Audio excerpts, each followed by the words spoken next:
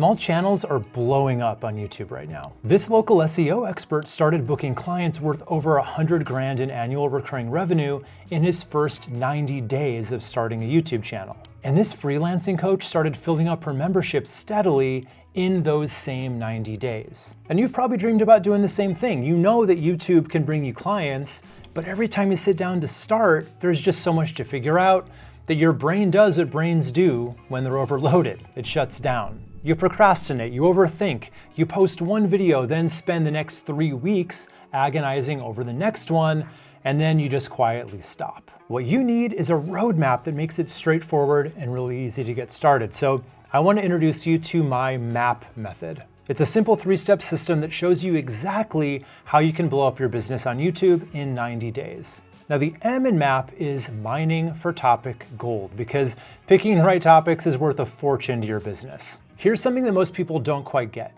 when they start a YouTube channel. When you see a big channel getting hundreds of thousands of views, most of those views come from YouTube pushing those videos onto people's home pages. The algorithm already knows that audience will like them, and YouTube does that for established channels. It doesn't do it for you, not yet. So right now, you need to create a library of what I call pull videos, as in videos that people are actively searching for and pulling up themselves when they need answers. Instead of waiting for YouTube to hand you an audience, you're showing up when your ideal client types a question into the search bar. When you're just starting out, pull videos are the only reliable way to get found. But what should your pull videos be about? Most business owners sit down to brainstorm video ideas and they immediately overthink it, right? They try to come up with something clever or original, something that they think will stand out. And then they either land on topics that are just too broad to rank for, or too niche for anyone to actually search for, or they just stare at a blank spreadsheet and give up. When Alex Catoni launched her YouTube channel in 2019, she didn't start with some grand content strategy. She posted a handful of videos about copywriting, and then she paid attention. About 6 or 7 videos in, someone left a comment asking, how do you become a freelance copywriter? So she made that exact video.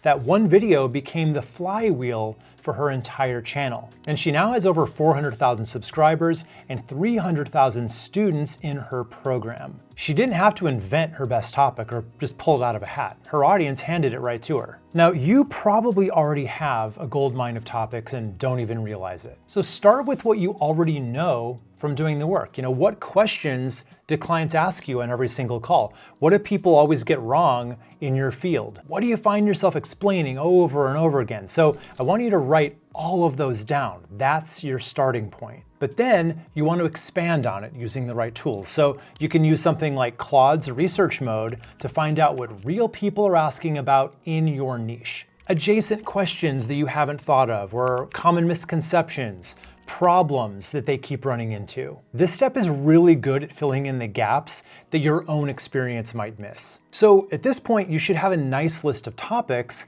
but we don't know if anyone's searching for them yet. So that's where the underscore wildcard trick comes in. Now, using this is really easy. All you have to do is open up YouTube in an incognito window so that your own search history isn't gonna mess with the results. Then you're gonna take each topic from your list and strip it down to its core 2 or 3 words. So how do I handle difficult clients just becomes difficult clients. Now you're gonna wanna type that into the search bar with an underscore before it and between each word. Underscore difficult underscore clients. And watch what happens. YouTube fills in those blanks with real searches from real people. You're gonna start to see keyword phrases you never would have thought about. And that's the gold. That's your future client telling you exactly what they wanna learn. So just put each one that fits your expertise and your channel into a spreadsheet. And you wanna go for a good variety of topics that your ideal clients would actually wanna watch. So those are gonna be your pull videos keyword phrases. But a keyword isn't a title, right? Difficult clients is what someone searches for.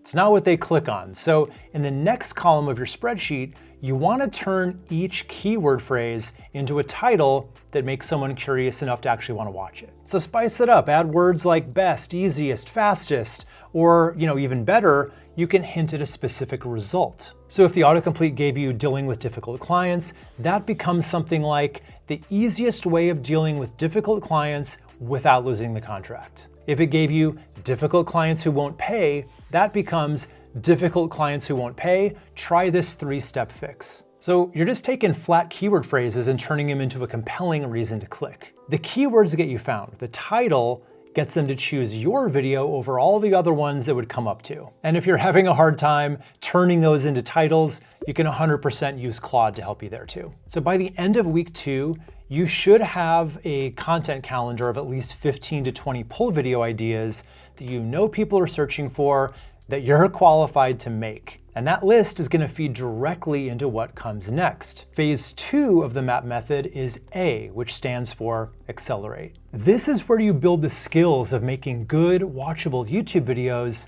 as fast as possible. And fair warning, this phase is gonna stretch you outside of your comfort zone, and that's the point. Speaking to a camera, organizing your thoughts clearly, being likable and engaging on screen, these are skills, and like any skill, you don't get good at it by studying it or planning for it or watching other people do it.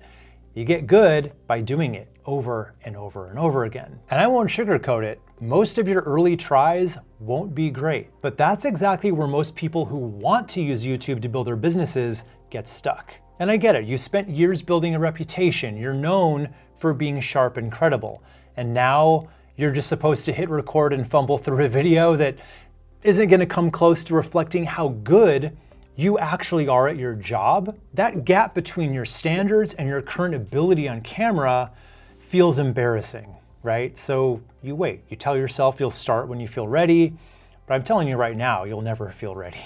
But this should make you feel a little bit better about it. So when you're brand new, your videos aren't ranking. No one's watching you yet, which means those first messy attempts, think of them as free practice, right? You're getting reps in front of an empty room before anyone's paying attention. So in the accelerate phase, you just want to speed run through as many videos as you can with one purpose. Now, there's this pretty famous story from a photography class at the University of Florida where the professor split the class into 2 groups.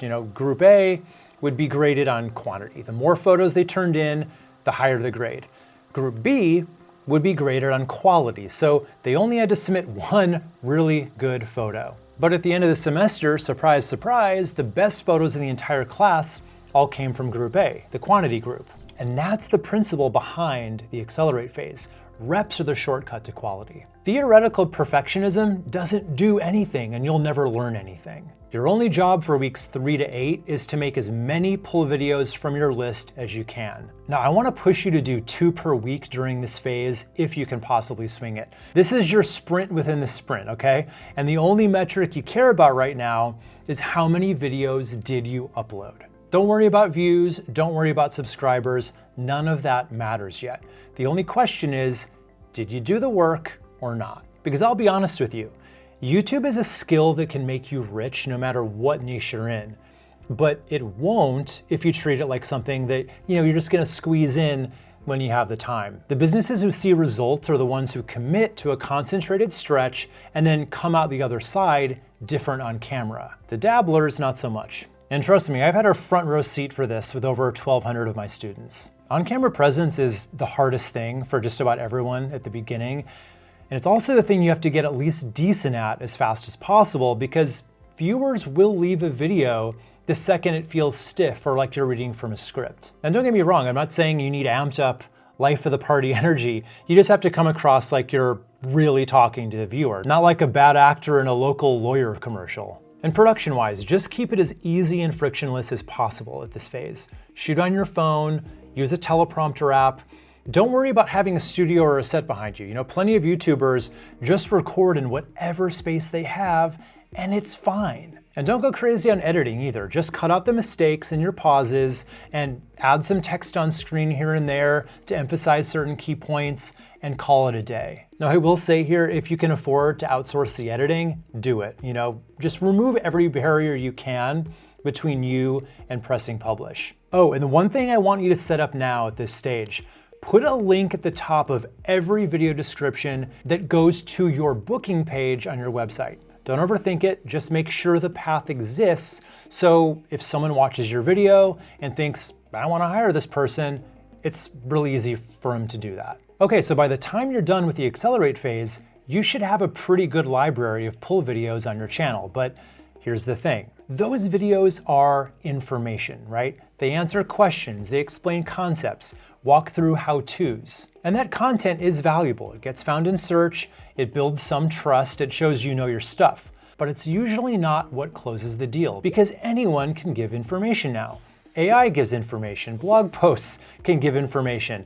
The 10 other videos ranking for the same search term can give information. So if all you're doing is answering questions, you're gonna sound like everyone else. That's why the P in the MAP method stands for positioning your expertise. This is where you get to slow down and swap quantity for quality. After all those reps you got in the accelerate phase, you've naturally gotten better on camera and at making videos just as a byproduct of all that practice. But now, you need to get more intentional with every single video you make. Take James Knoll, he's a financial advisor, and once he'd gotten comfortable making videos, he didn't just keep answering general finance questions, he got more nuanced with it. He started making videos like the $3 million retirement portfolio instead of how to invest for retirement. He started sharing opinions that only someone who'd sat across from hundreds of retirees would actually have. He told stories from real client situations, and this kind of content attracted a much more serious viewer. They only ever need a single conversation before they sign on as a client with him because they show up having already watched his videos. They don't need convincing at that point. They've already decided he's the guy. So starting in the position phase, every video still starts with a searchable topic from your calendar. But now you're adding a new skill to your video production, layering in your real experience. Case studies from clients you've helped get a real result, hard-won opinions, positions that only someone who's done this work for years would take. All the stuff that doesn't show up in a Google search or a ChatGPT answer. You're not just answering questions anymore, you're positioning yourself as the obvious person to hire. Now the thing is, not every viewer is in the same place in the buyer's journey. Some people know they have a problem but have no idea what the solution is. Others already know the solution and they're looking for advice on how to do it. Now research from the Ehrenberg Bass Institute found that at any given time, only about 5% of potential buyers are actively in the market. The other 95% know something isn't right, but they're not shopping yet. That's why in the positioning phase, you want to lean heavily toward making lots of problem-aware content. Way more people are walking around knowing that something isn't working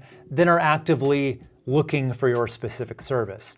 And when you're the one who helps them understand their problem, names it, explains why it's happening, you become the natural next step. You never have to sell them on hiring you. Your videos decided for them that you're the one who gets them and the one who gets their business. Now, this doesn't mean that solution-aware videos don't matter. They definitely do.